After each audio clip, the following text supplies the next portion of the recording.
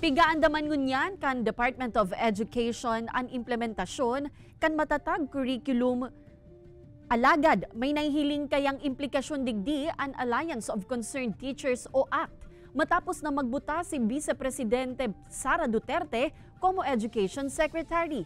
Aramon tayan kay Apollo Sebelio, ang presidente kan DepEd Naga City Teachers and Employees Association Incorporated, asin ACT Bicol Union sa Naga City.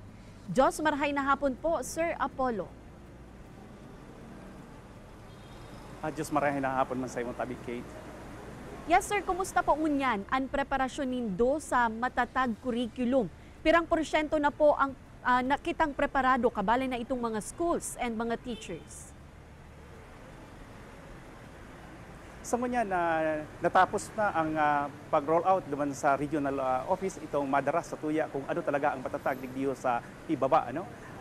Nasa preparasyon ngunyan kan sa tuya pong City Division ang pagpuon sa masunod pong simana para sa mga paratukdo digdiyo po sa Naga City ang programa o ang curriculum kan matatag. Kaya sa tuya po ining inaasahan na sa ngunyan, dahil po masasabi na iniyo po 75% ginhuli taday pa man nga na naabot ang mga gagaramiton kan sa tuyang po mga paratukdo. And syempre, kita mahalat kung ano talaga ang proseso na bago para sa curriculum na matatag. Sir, may epekto po ba ang pagbutas ni VP Sara Duterte as DepEd Secretary sa implementasyon kan bagong curriculum?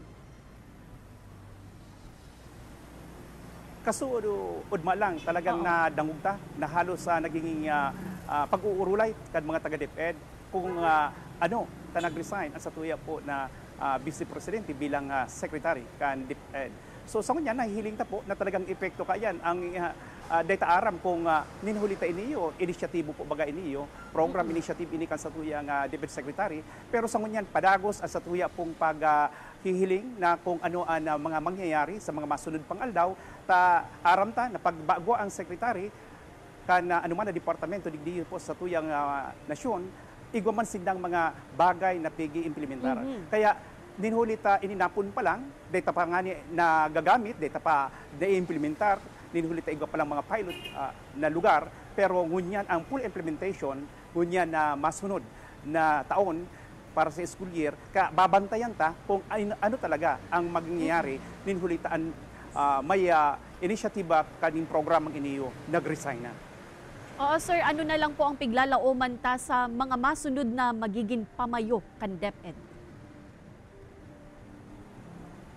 Well, sa tuya pong piglalauman na ang masunod po na Defense Secretary sarong tao na igwang mahiwas na karanasan para po sa education sector. Dinhulita hinahagad yan perme na dapat itong mati kan mga paratukdo makua asin dardara niya dinhuli sa kadakuling issues and concern na sa tuya po na pigahalat sa mga siring kay ni.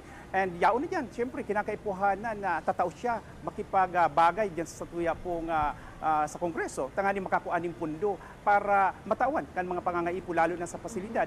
Tangani nga mamita na aruman kan mga nasa Asian countries na mga marahay na ang edukasyon. Siring man na pagtao ni benepisyo dapat mahiling ta na asin mamati tangani nga makasabay man kita duman sa mga paratukdo lalo na sa state colleges and university na grabe na ang agwat pero ang trabaho yaon. Kaya inaasahan ta na sa tuya po na Defense Secretary igwang sarong marhay asin na puso para po sa mga paratukdo para sa kalidad na inaasahan kan mga aki na maging marhay, matibay ang sa tuya pong mga aki pag-aboting panahon ninhulita suportado ang sa tuya po ng mga paratukdo.